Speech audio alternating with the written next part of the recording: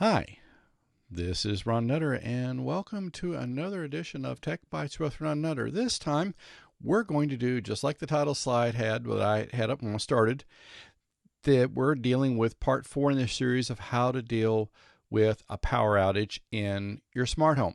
Now, this is going to be, we're now getting into what I call a level 4, which this is going to be able to sustain you for potentially multiple days. It comes down to how many hours a day you're going to have sunlight. And the further north you get and the later in the year it gets, the less light you will have during the day. But let's go ahead and get started with that, and we'll kind of review things. Now, this is the drawing that you would have seen in one of the earlier videos, and I wanted to bring it back up just to have a kind of a starting point. So mains is what we refer to as AC power. Now the transfer switch here, you don't have to have at this point. You can still do the manual move of the power cable from the UPS from being in the wall socket to over to the inverter. The inverter you're still going to need because you got to convert the DC power coming off the solar panels. So you're essentially still running off the battery, but when you have enough charge going on, you really won't be pulling much of any power from the battery because you're going to be using what's coming off of the solar panels via the solar controller. And the solar controller is an important part because this is what you're going to have in order to not overcharge the batteries, and it also helps throttle the voltage. So just to review things, this is the solar controller that I'm using. Now I picked a 20 amp one. You can go much higher. Of course, as you go up in price, so goes the cost of the controller. I went for 20 amp because the system I'm using at this point, I don't see I'll be going much beyond that because I'm just doing a very limited setup, but you can always change out the solar controller.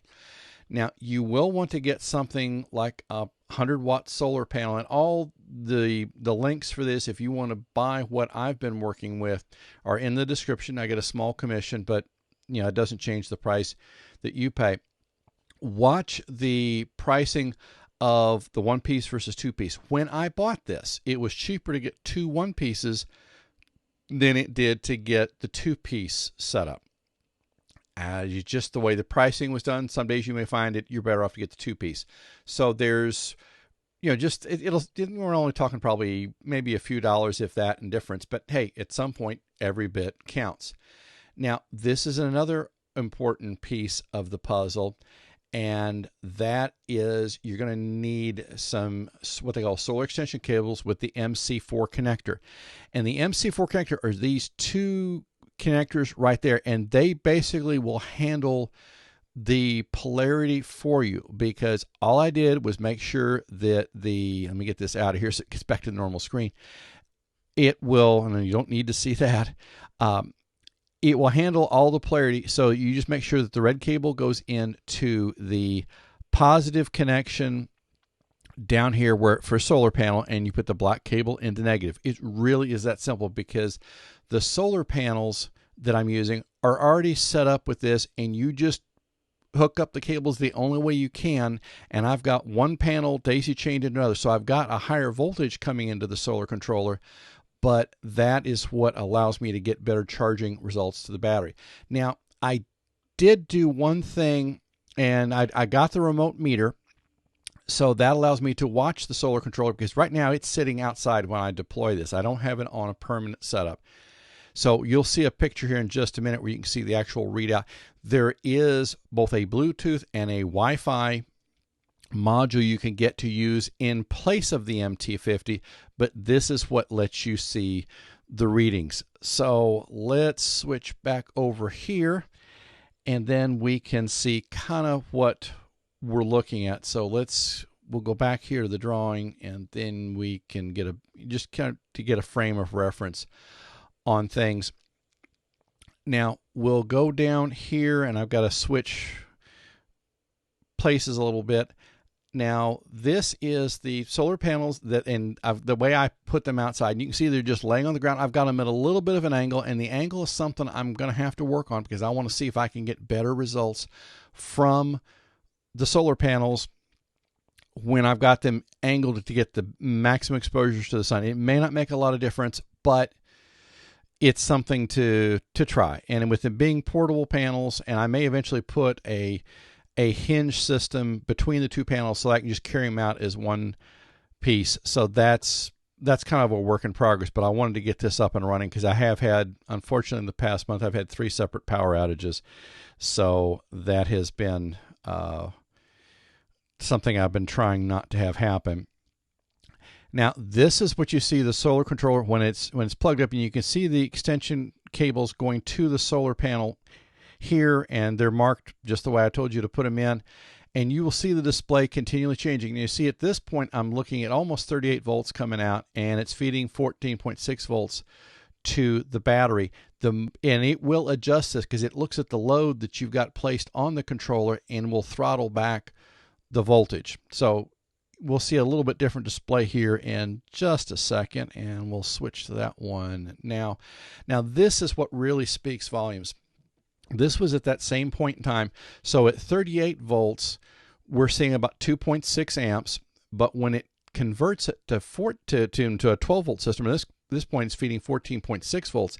Notice how it's feeding almost 7 volts. I mean, 7 volts. I know better than that. 7 amps. So with the load that I can place on this with the laptop and the 2 monitors, I can really not put almost any drain on the battery. So I'm pulling as much as I can out of the solar panels, and it's filtering through the battery, but the batteries are the central point to all this. And this symbol off here to the side, you can put a load on it if you want to, but I'm running the load straight off the battery. So that really is pretty much that straightforward. So again, everything, the battery is the central point in all this. Now, when you go to deploy your solar controller outside, you need to make sure that the battery is hooked up to it first, because if you hook up the solar panels, it's going to have voltage coming in and it will have no idea what to do. So best practice is to get the battery hooked up first, then go to the solar panels. I can have this put up and in place in less than 5 minutes. So it really is a pretty portable situation. And so far it's been very easy to work with. Now, as the sun starts being up less and less as the year gets, get later into the year, there may be times when I won't get as much out of the solar panel as I could. Of course, this is on the ground, so if I were able to put it up on the roof, then I would get much better. But then I'd be having to look probably at 2 sets of panels, because with the way my house is angled, I'd have to have one set of panels on the back side of the house to catch the morning sun, and another set of panels on the front side. So could it be done? Yes. It's just a matter of, I'm not sure at this point how much I'll be using it. And at this point, it's more kind of an exercise of what to think about and learning how to work things. Again, you don't have to have the transfer switch. You can just manually move things over. There are several different kinds of transfer switches, and I'll be talking about those in a later video. And then we'll also look at another option, because at certain times of the year, especially when it is overcast and you're not going to get that much output from the solar panels, you will need to have some way of charging the battery, and a generator probably would be one part of the equation. So there's no one right way to do this. It's a matter of what's going to work best for you. So far in the time I've had this deployed, it has been pretty good for me. It at least has given me an option, because I have been having a few more power outages than I would have expected, but at least I can keep things up and running and continue to do work during the day. So that's where we stand at this point with level 4. I am looking at a generator, because sometimes you will have to have that to recharge the battery. The way I'm looking at a generator is I'm not going to probably get a whole house one, because they're very expensive. I'm going to look more at using the generator just to get the battery charged up and then shutting it back down, because with the generator, like I've said before, you're still going to have the issue of having a gasoline supply handy. Yes, if you get into the higher level generators, you can look at doing propane or natural gas, but that then starts making it very expensive. And at this point, I'm just looking to try to waive keeping what little smart home stuff I've got up and running at this point operational, as well as being able to still work during the day when I've been having to deal with a power outage. So that's what we're looking at so far at this point. This really is almost a plug-and-play system. The connectors on the controller are, you gotta have the right size screwdriver, and just when you tighten them down, you'll learn kind of when to stop, but make sure you get your cable securely tightened before you hook up the battery and before you hook up the solar panels, and then you should pretty much be ready to go. So that's where we stand with my deployment of a level 4 situation, and it's at least an option. Now we'll go ahead here and give you some links to some other videos in the series, and this is something that is, there's a whole series. If you're just now coming into this one, you're going to see back from the beginning where I talk about just a UPS, then we go into UPS with an inverter and a battery, so you can grow this depending on how your needs are. Anyway, thank you for your time. Thank you for everybody subscribing to the channel. If you haven't subscribed so far, please consider doing so. And we'll see you in the next video. Take care.